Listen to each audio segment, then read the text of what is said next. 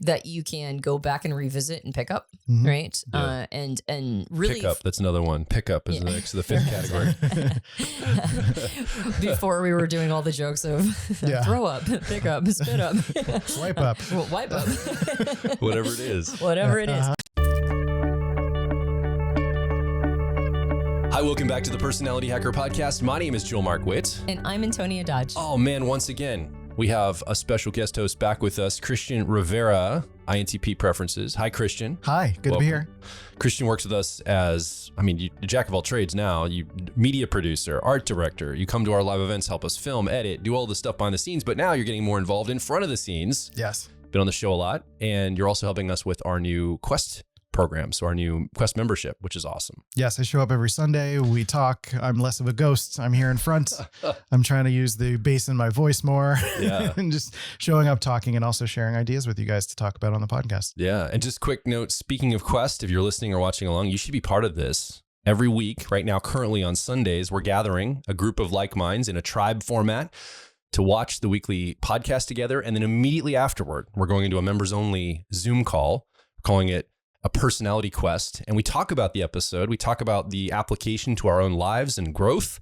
And then we give everybody a challenge that week. We call it a personality quest to go out and test in your real life, come back and unpack it the following week. And it's been really great. We've been doing this for a few weeks now. And I think this is here to stay.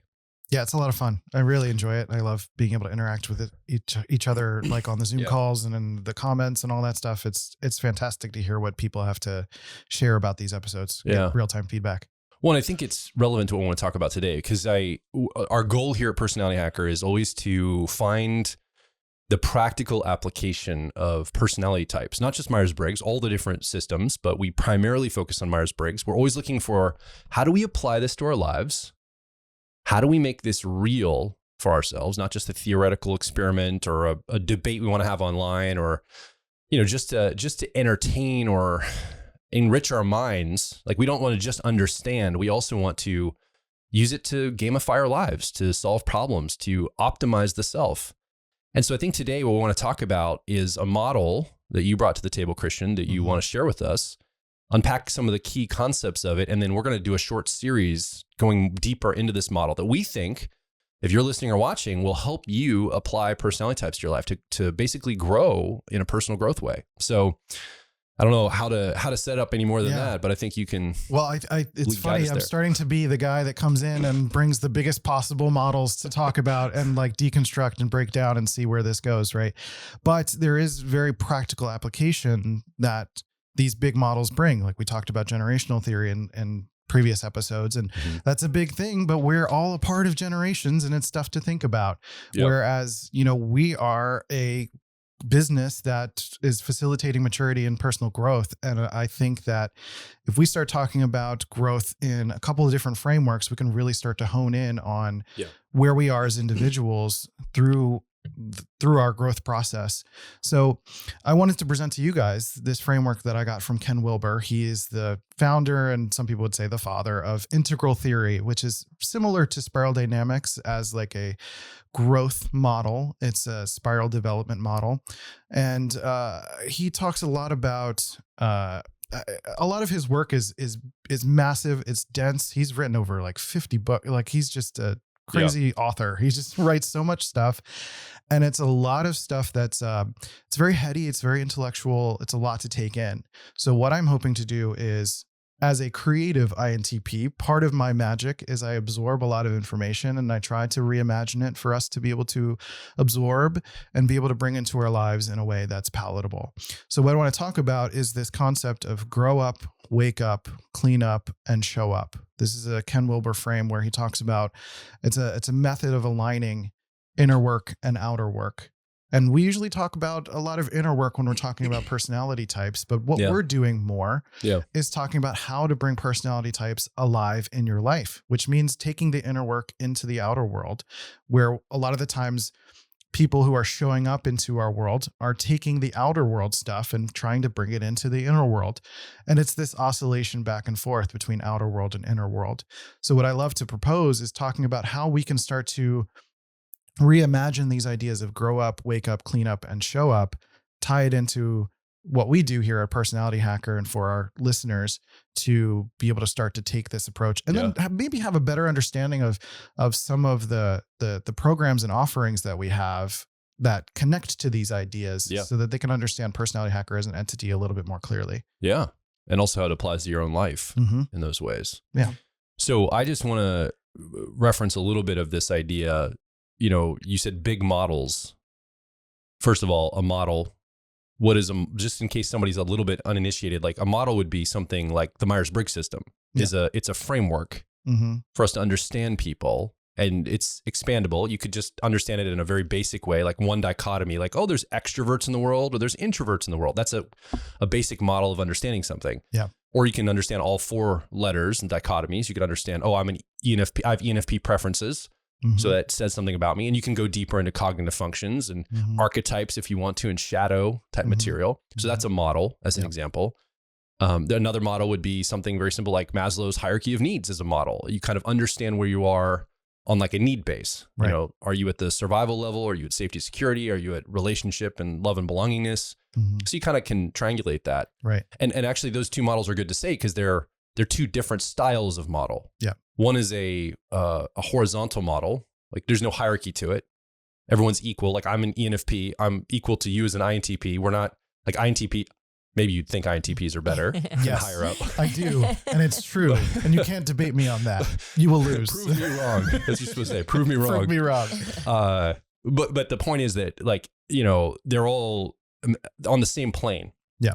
But there is a hierarchy to Maslow, right? When I'm in love and belongingness needs, I already have to have my safety and security and my survival taken care of. So there's like a level to it. You level up. So it's a vertical model. It's an upward focused model. And I want to quickly reference too, is that some people get tripped up by the word hierarchy in general. Oh yeah. Like we want to flatten it and just like, no, everyone's equal on every territory.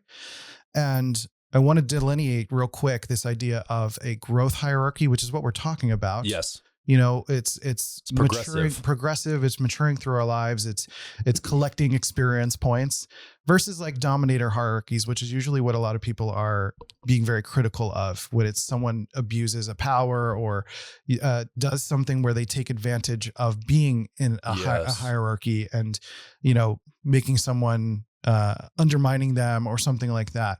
So I just wanted to address that right away so that someone doesn't hear the word hierarchy and immediately get turned off by this idea. Yeah. So I think that's a good starting point. Sure.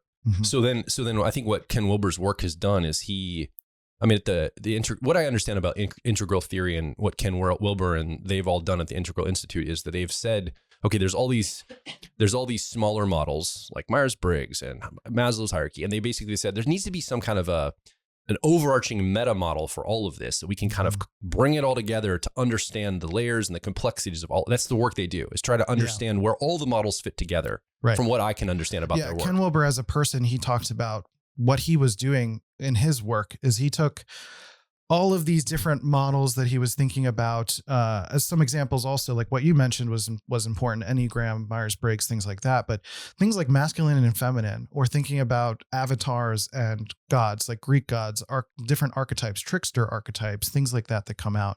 The idea of being a role model and filling out your different roles. You know, there's this idea of role person merger, and some people embody certain avatars or archetypes and experiences. Archetypes, you know, shadow work, like all these different psychological systems and models. He laid everything out on, you know, tables obsessively and stuff for a long time and tried to look at what the patterns between it all were, which is like a monumental effort, which is why I respect him greatly in all of his work. Yeah. And, you know, all of that leads to some work that he calls the 4-quadrant model, which is kind of big and intense. You know, it's really touching on this idea of interior individual, interior collective, exterior individual, and exterior collective.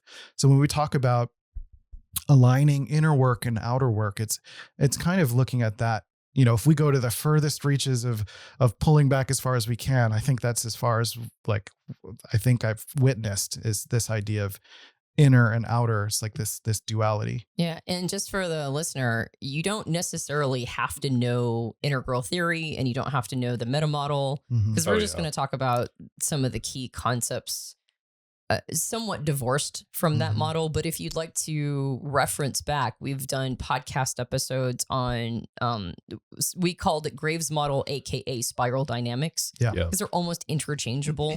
The reason why is because Claire Graves was the original discoverer of the model. So the Graves model, and then it got handed off to particularly like Don Beck as a steward. And he wrote a couple books on spiral dynamics.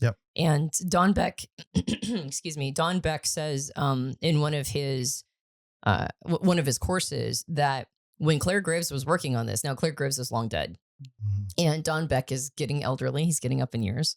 And Ken Wilber was kind of this fresh student. He was like a college student when he discovered Claire Graves' work, and he just became obsessed with it. And so Don Beck talks about how this kid, Ken Wilber, kept writing them and asking them more questions.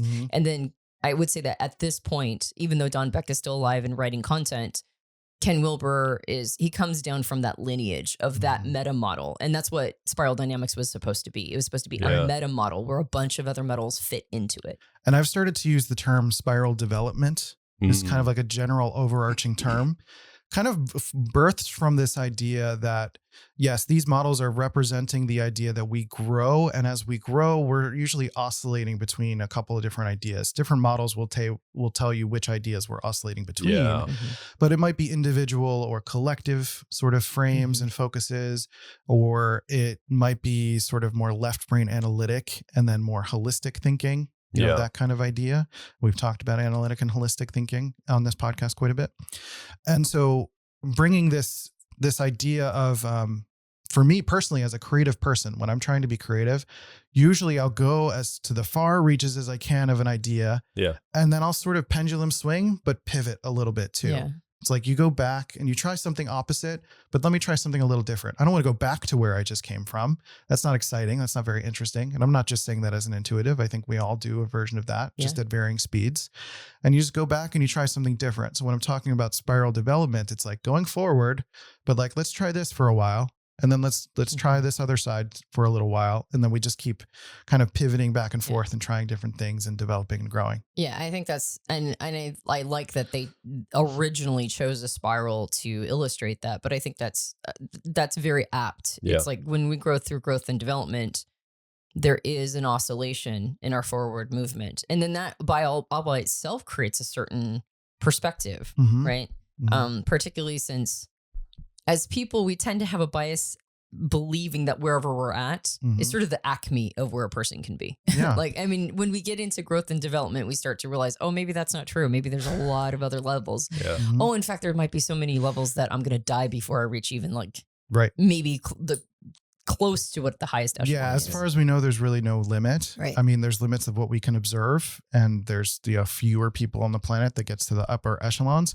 But I think some of what we want to talk about over the course of, I don't know if I named that this is basically going to be a series, but when I show up, it's always a series. There's a lot of stuff to talk about. NTPs, man, you never stop talking. It's got a lot of stuff, it's just a clogging up the pipes, and I got to put it somewhere. I might as well make it useful, So the idea here is that, what I want to propose is talking about this grow up, wake up, clean up, and show up aspect, and sort of redefining it for ourselves and our audience, and taking some creative liberties. But also doing so in a way that creates a little bit more practical tangibility to it, meaning that what we tend to do as people, there's this concept of spiritual bypassing that I think we get very wrapped up in when we get into personal growth work. It's like this idea, I hear shadow work all the time. And what I hear people referencing when they talk about shadow work is actually trying to cleanse themselves. That's more of a purifying frame, which is, I don't think is the healthiest way to look at it, or getting to a place of kind of, they think of the higher levels of development. Like if someone is new to spiral dynamics, for example, and they look at the higher levels, they might idealize those higher levels and think of them as like a place that I'll get to where I'll never feel pain ever again. And that's just not the case, and it's not to discourage you from developing and growing as a person, but that you just get better at managing the human experience. And I think that's what we want to essentially talk about. So it's almost like this idea, it's almost like a Judeo-Christian concept of there is a heaven to attain. Maybe you don't do it through like a God figure or purification in a religious sense, but there's some personal growth element. Mm-hmm. I'll arrive at some quote heaven spot where I don't have my problems. I can sit on the beach and chill, Mm-hmm. or I can be zen in any space. And what you're saying is that's not really how it works. Like we're always going to be developing and improving. There's never an end point to that where we just kick back, pop the cork off the champagne and like, I've arrived. Yeah. Well, I'm like that you use the word arrived, because to me, it's even more so like a musician believing that once they make it big, right, then all the problems go away. Mm-hmm. Yeah. And so that it is an idea. And I think in personal growth, and I think it's something that a person needs to keep their finger on the pulse of at the very beginning of the journey, Mm-hmm. is that there is going to be a very natural human tendency to want to have arrived. Mm-hmm. And because that actually isn't something that happens through personal development, Right.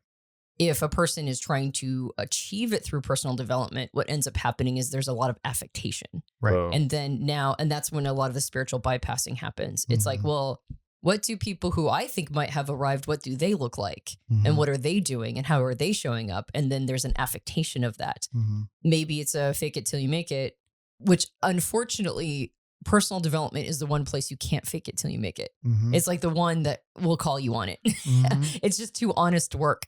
And so, but there is a desire to do that. And so, so I think I like the concept that the series addresses this idea that there is no such thing as arriving. Yeah. And, I can't remember who said this quote, but someone said something to the degree of like personal growth and spiritual growth will elevate you or it'll expose you. Mm. And that's sometimes exposing our ideals. Sometimes it's like, pushing us beyond how much we've been tamping ourselves down and maybe seeing ourselves as like this muck of a person and really like hurting ourselves and keeping ourselves from actually living and experiencing life. So this idea of not necessarily spiritual bypassing, but then also not like demonizing ourselves so much that we don't participate in life either, right? It's not about squashing the ambition of looking at a later worldview and saying, I want to try to get there. It's like, I think of it more of a healthy view of, or at least what I perceive as a healthy view of looking at a mountain, like a fuzzy mountain in the distance, and you can take any number of paths to get there.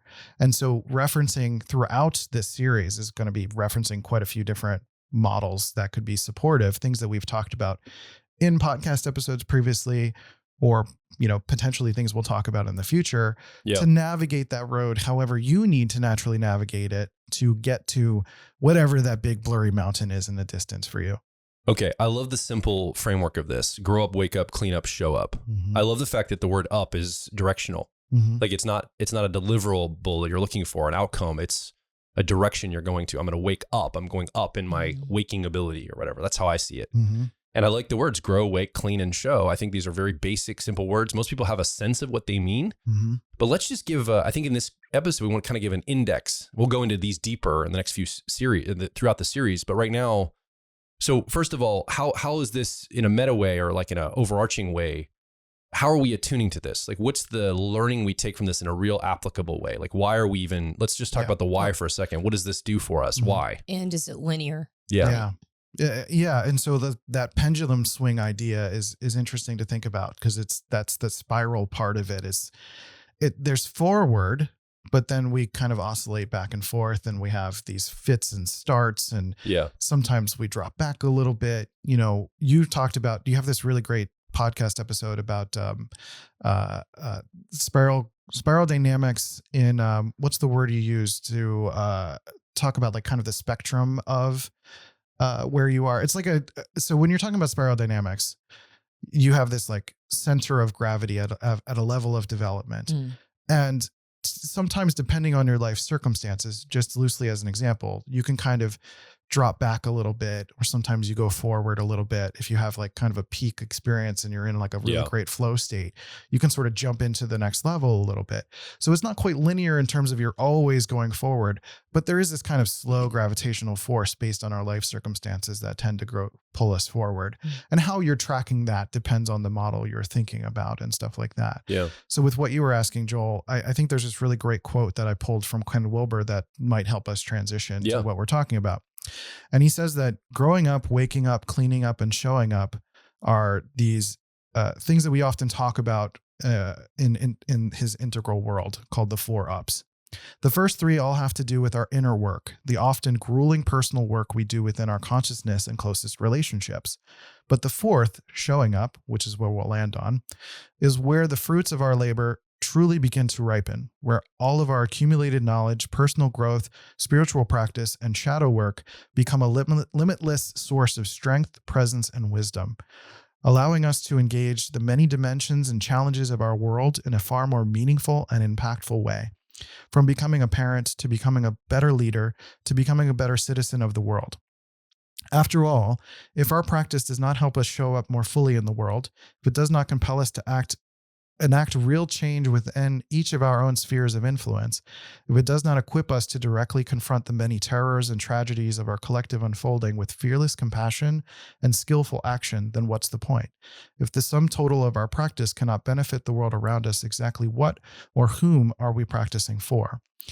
And to that end, that made me think also that one of the big things that we can tend to fixate on is one side or the other, this inner world aspect or outer world aspect. It's like you were saying before, it's like, if I save the world, I'll be better. If I have the house and all these cars, then I will be better. If I become a better moral person and I contribute to the church, I'm going to be a better person.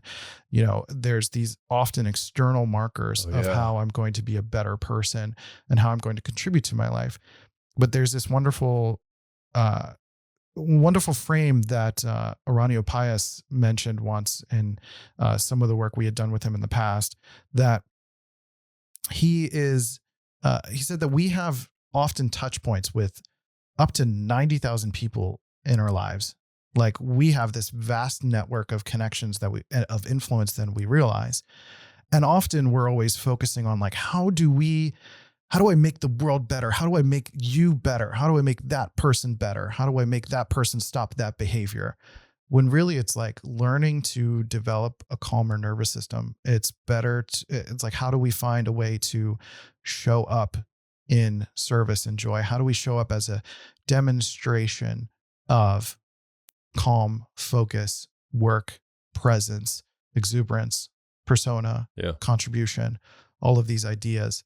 And my hope is that not only through this series, but through the work that you do with us or do wherever you end up going to do some of this work, that you start to transition into a showing up, not just telling everyone how they should be or telling yourself how you're supposed to be or should be, but like, you're just honestly just doing it. Yeah. Yeah. Because some of those markers, I understand the psychology behind that, because when a system is running well, then there's going to be certain emergence. Mm-hmm. And so we get really hyper focused on what those emergence can be from a properly running system. Mm-hmm. And I'll know, like we were talking about before, arrived. I'll know I have arrived when I have these markers. I'll know that I'm successful when I have these markers. Yeah. And so it's understandable that people would hyper focus on the marker.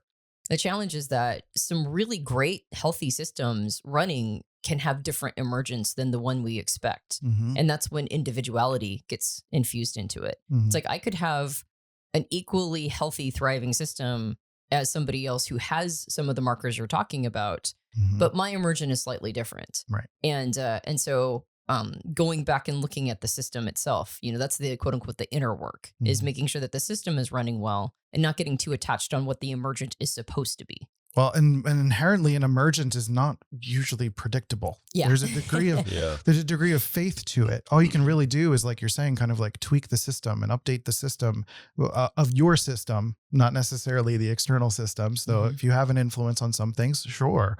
But as an individual person, usually what we have control over is the actual literal systems in our body or Mm-hmm. the mechanisms that we're actually directly connected to actually contribute. So there's a degree of faith here that the emergence that you'll kind of end up in, the role or purpose of your life or your unique self, will emerge as a result of doing all of this work. It might not necessarily be what you think you will ultimately become. Mm-hmm. So can we workshop a way to say why we're talking about this? right now. Like, in other words, I mean, I know why, like inherently, I know why we're talking about this, but I want to give somebody that's watching or listening right now an access point. I don't know if it would be like they could think of something tangible in their life to have like in their mind as we walk through this series, if there's a definition or understanding of what they can be kind of like meditating on. Cause I can see somebody going, okay, these words seem simple, but you guys are talking about this in such an abstract way. Yeah. Like I'm getting lost on why does this matter? What, like, okay, I grow up, that seems like it's a normal maturation process, I guess. Wake up. That's just being like aware of like bigger ideas and concepts, which I would argue if you're listening to this podcast, you probably are aware of bigger ideas and concepts because you're seeking them out. You're trying to find more ways to understand the self. Cleanup is a lot about probably, maturing and we're going to go through in these in depth, but and then show up as that contribution where I see a lot of people rushing to, right? They're starting or they're hoping that contribution can then do the inner work. They're trying to do the analytic left brain manufacturing of it and Yes. less of like the kind of faith emergence aspect that I was talking about. Like I think of the show, The Good Place. In the show, The Good Place, they kept saying like, we just fix the outer behavior and then the inner heart state will follow. It's like, I think that's like the general mentality of how to improve the world right now. That's like it feels like that's what everybody, like we got to get the right policy through a government agency. We've got to get the right social conditions set. We got to get the right framework. Everybody's got to believe the same thing. We all have to do the same kind of practice. We can sync up socially and as a culture. That's going to fix all that. And then immediately all our inner spaces are going to just take care of themselves. Yeah. If all 8 billion people just behave. Yes. If we all just do it, we'll be fine. But I think that's where all the effort and attempt seems to be. It's like all in the outer external world. And then you get conflict and you get war and all the other things that come from, humans wanting to make it how they see it in the outer world. Well, and sometimes I think that's an emergent of sort of working from what ultimately disciplined us in the first place, which might be an institution, it might be religion, it might be something that at some point when we were kids, like kids are madness. I mean, I love my kids dearly, but if I let them unleash on each other without any discipline, like one would probably murder the other for a fruit roll up. Yes. Like it's we're well deserved. Right. And like some of this like growing up process is like ultimately landing on an acceptance process of the fact that like we're also id creatures like our kids are. We kind of romanticize children, not that we need to go to the other side and villainize them and do what happened to Gen Xers, but thank you. Glad you recognized it. You're welcome. It's not that we need to go to the other side of that, but it's seeing within ourselves. It's like, for example, we might blame our parents for a lot of our challenges, which may have been like, maybe they were alcoholic, maybe there was some really genuinely terrible stuff in your past, but also like your parents, if they were not dealing with all of those things, like they were probably just trying their best and you were a little monster and they didn't know how to reconcile with that. Or like they didn't have the tools that we have today of personality types, of therapy, of like all of these different psychological tools that have been coming online. I often say that we're at this like interesting cutting edge of social technologies that like just wasn't available for a lot of people beyond even like 10 years ago. So it's a lot of forgiveness for that and understanding those aspects of the fact that we were these kind of id kids that needed to be socialized so that we can have a civilization at some point, right? That at some point we needed to get off of like, stealing things at a local grocery store. I don't, everybody has their sort of like rebellious experience, right? Sure. And then at some point it's like needing some avenue to be socialized. For a lot of people that's going through a religion or an AA program through it to land on a religion or some sort of institution or landing a job where you become a part of something. You move from this ego-focused individual want, like, with reckless abandon and then sort of submitting yourself to something. But then you go through kind of later stages of life and that sort of like over submission no longer serves you. Yeah. So how do you become an individual again? And that's part of the oscillation I'm talking about, is how do we start to let go of some of the stuff that is no longer serving us? That's what a lot of our personality life path ends up doing, is detangling from our relationship to having had to be highly disciplined at one point, but we no longer really need that anymore. Yeah. Right. So some of the reason why this is such a powerful model is based on the Ken Wilber quote that you just read a couple minutes ago, if a person is focused on contribution, this is how to make it as effective as possible and not keep banging your head against the wall, which it's like, if all 8 billion people could just get on the same page, well, that's probably not going to happen. Yeah. So if you want to be in a contributor frame, then this is the recipe to do it as effectively as possible. And as you were reading it, there were two things I would quibble with Ken Wilber on, not because I think he's inaccurate. And of course, anytime we communicate anything that's a big idea, we're going to have to oversimplify some concepts in between. So it's not like I disagree with him or anything. I agree with that entire quote. But the one thing I would quibble a little bit on is that the steps that I see that lead up to finally show up, which is the more contributor place, that it's not just inner work and then outer work. It's like you said, it's like a constant oscillation between them. And I'm sure he would agree with that. He's simplifying it so that it's an accessible concept. And the second thing is, if we're not contributing, what's the point of all of it? I think a person can live a very rich life choosing to do personal growth work to find their whole self, to make it so that so contribution isn't the target, but it's still an emergent. Because I've noticed that when people do work to find their whole self, they almost always have a positive impact on the systems around them, whether or not they're focused on it and really trying to push something through. They just end up being a contributor in whatever way, because they show up as a quality person that has wisdom to impart or a calm nervous system that other people can relax around.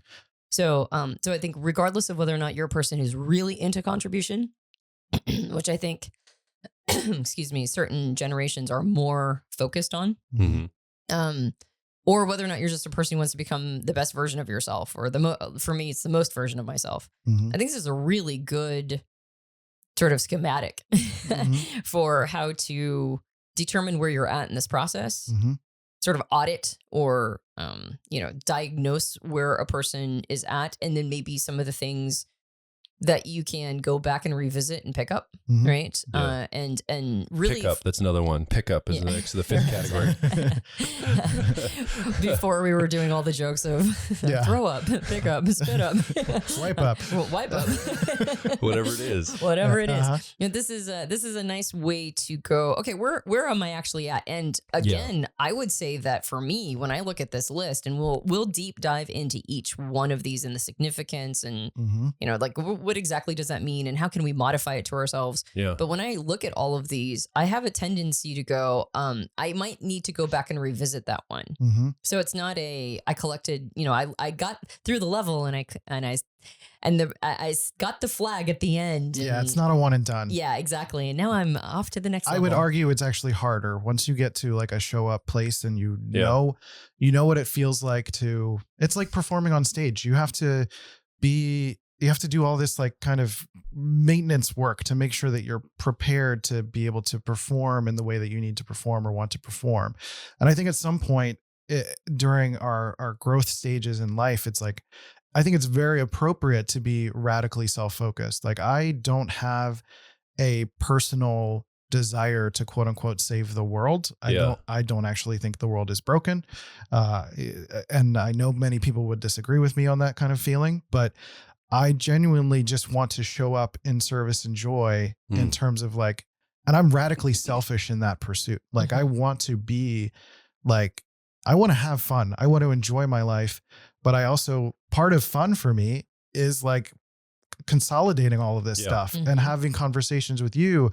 And then it has the emergent of like someone who's listening will be like, oh, that's really interesting. And then want to dive in and that'll help with them personal growth. It's almost like I'm having greater potency by focusing on what brings me joy than if I were deliberately trying really hard to make things happen on the outside world. And that's specifically my frame. It might be very different for others who have much more of an outer contributing desire, but like, everyone's path is individual. And that's really what we're trying to encourage and share and with this framework. Did we sell the idea well enough? Or do you think we still need to land the plane on why somebody might want to hear this? No, I think it's good. And as we're talking, I'm realizing I don't now see this in any kind of linear fashion.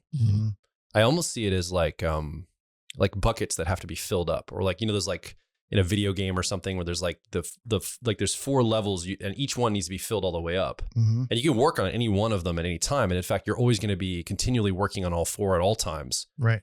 But you're probably going to be focused on one. Like you might be, I'm guessing a child, for example, at the age of 12 is primarily going to be growing up in their life. They're maturing. They're trying to figure stuff out. And we're going to get into this in a minute. You know, I might have some more refined thinking in the next episode as we start talking about it. But, and then somebody that's maybe they've done a lot of work, they're going to be more in their I'm more in my contributor frame right now. I'm more in the show up frame. I'm having to show up so much that I actually need to go and attend to some of the other things. Like I need to probably do a little cleanup. Like I think, you know, I've been kind of we've been doing a lot this summer up until the time we were this recording and everything. And I'm like a little cortisol, you know, filled with like, I'm in like a high stress state because we've been running and doing a lot of stuff. I need to go and clean that up and be a little bit more chill and zen and kind of get some of those things in order. So, because I've been in such output, I've been showing up so much that you have to go and it's almost like you fill up the gas tank in some other way. Right. And I think you hit certain plateau or levels and you don't have to regress necessarily, but I think also the gas tank can empty out in some of this stuff. Well, there's an aspect of humility that comes through doing that kind of work too. It's like, because we get really excited about a new level or a new territory. Like if we literally walk into a new territory, especially as NPs, it's like, there's new possibilities. It's excitement. It's like this new place. And I just want to stay here. But it's like remembering that in order to have gotten there, it's like this delicate house of cards that needs to be tended to in order for you to be able to stay there. So you just want to stay there all the time. And that actually ends up undermining you by trying to stay at the highest place that you could possibly get to. It's kind of like, again, with spiral dynamics, you could peak into the next level and it's like, I want to be here all the time. It's like, well, your center of gravity is not quite that. Right. You still need to kind of pull back, like you said, do some cleanup work or do some wake up, someone who is growing and they have a first wake up experience of like dancing on stage and you're like, I want to do this all the time, when really like they might need to go back into doing some sort of like muscle group developing, or they might need to develop some maturity so that they can, set up the shows for them to be able to do that more often or something like that. Okay. So we've got this idea of inner and outer, you'd said. So that's one lever. And the other lever, the other axis is collective versus personal. Is that what you said? Individual or collective? What's individual collective. So individual collective. So, and we can map these 4 ups to that model, almost like a quadrant, or is that too tidy to think of it that way? That might be too tidy. Yeah. I don't want to get too tidy. I think it's because the individual listening is really going to have to map this to what their experience is. Because I mean, grow up spans across interior, exterior, collective, individual, right? So it's like, where are you on the grow up? And then it depends on which developmental model you kind of become obsessed about, right? It can be spiral dynamics, it could be integral theory, it could be the stages model, the Enneagram, which I'll talk about in the next episode, like what those models could be. Okay. So is there anything else people need to know, the listener or viewer right now needs to know before we jump into the next episode? Because I want to give them because next week we're going to pick up, we're going to go down into the grow up part. What else should we frame here to make sure we've got a good map legend for where we're heading? I have a thing that comes up for me whenever we talk about this. Yes, go. I don't want to derail you, so let me know if I'm like going wildly outside of the reins. No, my only thing is that just kind of an index of where we're going is like, we are going to talk about grow up, wake up, clean up, and show up. And we're going to be taking creative liberties about how we express that. So grow up, we're going to be kind of talking about accelerating maturity and growth and sharing some of these developmental models. Wake up is kind of like witness consciousness and what that means to wake up, like couple different ways to have wake up experiences, and then kind of what waking up on a more regular basis looks like with mindfulness or something like that. And then clean up being more ego focused, like ego, persona, shadow, self, that kind of thing, facing yourself, self-diagnosis. And then show up is the emergent process, that faith-based process. And then also all of the cleanup work of the 3 levels previously, what it takes to be consistently showing up to contribution, to presence, and to, frankly, a more adaptable persona. Yeah. Okay. So you said the thing that I was going to say, and you wove it in all of that. So apparently I'm not going to go too far outside the territory line. Great. Here we go. But to weave this in, there's 2 things coming up for me. The first one is that I recently heard somebody who we follow say, do you want to understand your problem or do you want to solve your problem? And it really struck me because I'm an understand things kind of person. Yeah. And dun, dun, dun, dun. and so the hashtag NTP problems. Exactly. And so I think that as we go through this, if we can point out all the ways, because that's actually, to me, that's like that's the ultimate spiritual bypass, is hyper focusing on understanding something and not actually moving into solving. And we can get really good at tricking ourselves into believing that our level of understanding all by itself is going to move the needle. And so we just have to understand it more. And this is an understanding a concept podcast series. Right. So if we can bring it back to like, okay, and then how would one use this to solve? I think that would be really good. I just want to make one comment to that. I think I think it's well intended. The reason why people listening to this, even us, lean toward the understanding part is because probably if you're listening or watching right now, you don't see your life or challenges necessarily as problems. You might see your life as something to be optimized. So if I can understand it, then I can optimize it. So the problem challenge, like the problem solution framework, I think I don't really buy that anymore. I don't see problems in my life. I mean, I do, but I the moment I reframe those to how can I optimize, it immediately reframes it from a problem. So I think people are outsmarting themselves. And so that's kind of why they don't focus on solving the problem. Yeah.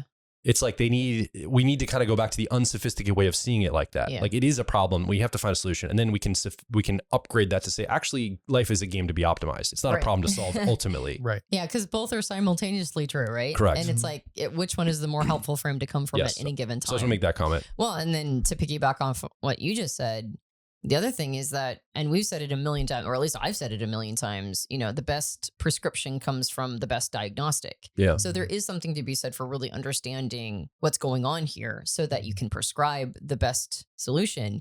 The challenge is just never getting to prescription, just getting so knee deep or hip deep or then shoulders deep. And then now you're submerged and drowning in understanding and diagnostic. Then you never actually get to solution. So I think that's something, I'm just keeping my finger on the pulse of, do you want to understand it or do you want to solve it? Yep. Yeah. I mean, Ken Wilber talks about that as like the difference between kind of the spiritual talk versus the spiritual walk. And in the sense that he's using the word spiritual as like a discovery of the self, not in like a high-minded kind of way, but just in this like intellectualizing, which is, again, we need to learn and we understand and we need to have tools and all of that stuff. But it's one thing to optimize yourself as like maybe a physical presence, for example, but then you don't show up to a party to hang out with your friends. Yeah. Like, and having the experience of actually being amongst people and communing with them and contributing or whatever the case may be. So it's like oscillating between the two is where things really start to become beautiful experience for people. Yeah. And then the other thing that's coming up for me is you mentioned it and we've talked about it in I don't remember what the podcast episode is. You'll find it and you'll put it on the editing thing. I'm sure I will. But we talked about the different Jungian archetypes of the self, which is the persona, which is our interface with the outside world. When how we decide we're going to present ourselves to others, and what is our access point going to be. The ego, which is our relationship to ourselves and how we see ourselves. The shadow, which is anything that we don't really either want to or just simply don't have access to seeing directly. So we have it be reflected back to us. So that's the shadow part of us that is us. We're just not seeing it. So another way to say it is what we're unconscious around. And then the whole self, which is the whole enchilada, right? All the parts of the self, which include those three and then more. And I think keeping those concepts in mind to help understand when something is an outer game, an inner game, a combination of the two, right? And so I think throughout this, it might be good to have our finger on the pulse of like this might be both inner and outer world, implication. And that's usually persona work. Persona work is inner and outer simultaneously, which is why it's hard to master.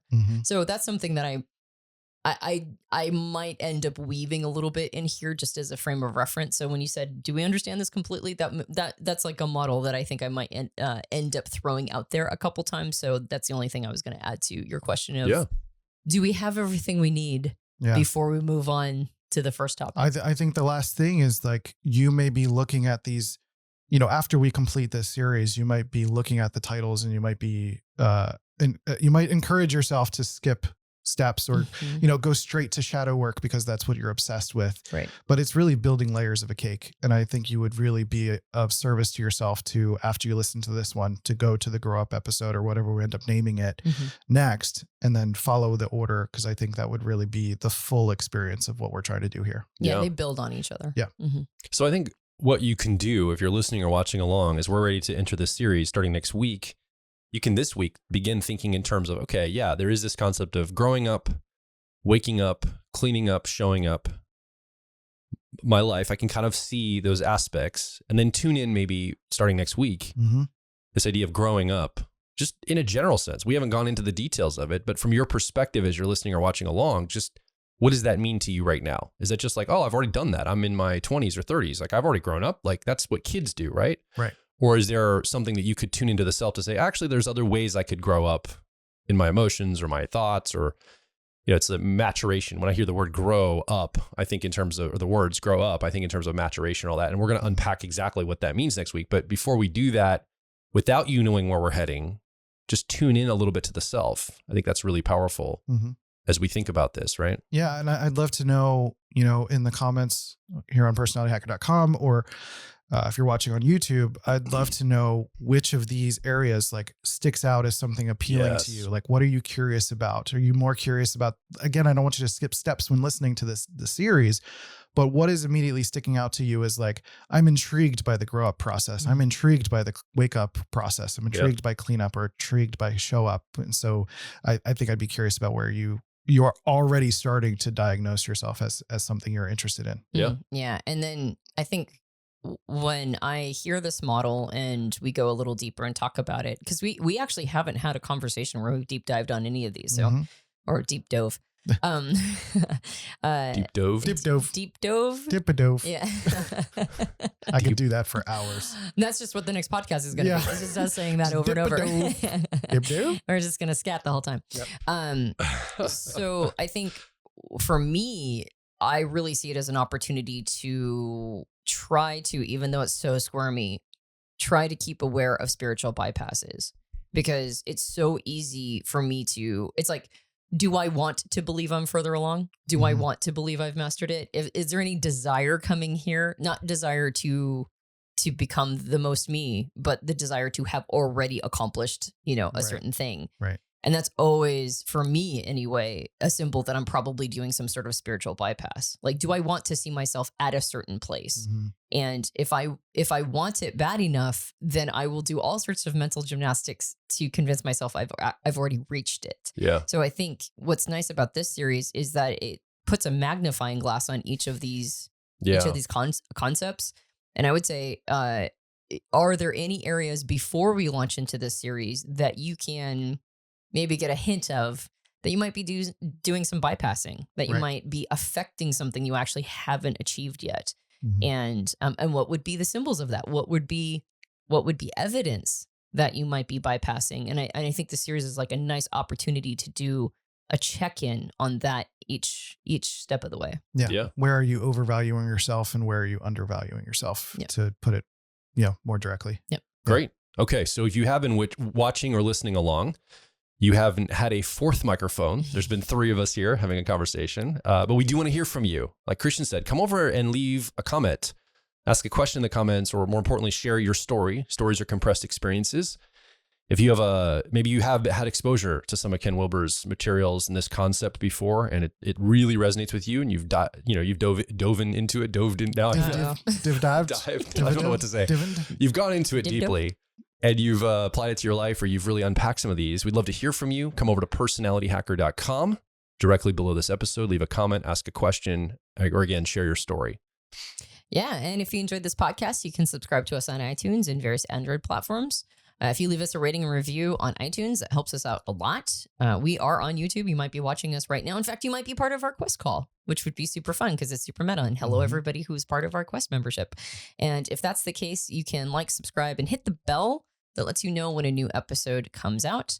And you can also join our Quest program to discuss this podcast and also to bring it into your life, right? That's the whole point of why we're doing what we're doing, is to not just make our brains nice, big, throbbing brains, like just big old bulges, big old bulging brains, but also so that we can move the needle in our lives and experience all the rewards of harvesting the fruit of the labor of the insight. I like how I said that. Ooh. You should capture that for later. Yeah. And anyway, so it's good. Also, we highly recommend that you see all of this through the lens of application, and Quest is a big part of how we do that as a group. So check out the Quest program and see if that's the thing that you want to be a part of so we can talk about this episode together. Yeah. personalityhacker.com/quest. Right now, at the time of this recording, we're doing these on Sundays, and we're gathering with a tribe of like minds, growth-minded people. Again, like Antonia said, looking to apply this to our actual existence, our actual lives, making personality types come alive. My name is Joel Mark Witt. I'm Christian Rivera. And I'm Antonia Dodge. And we'll talk with you on the next Personality Hacker podcast.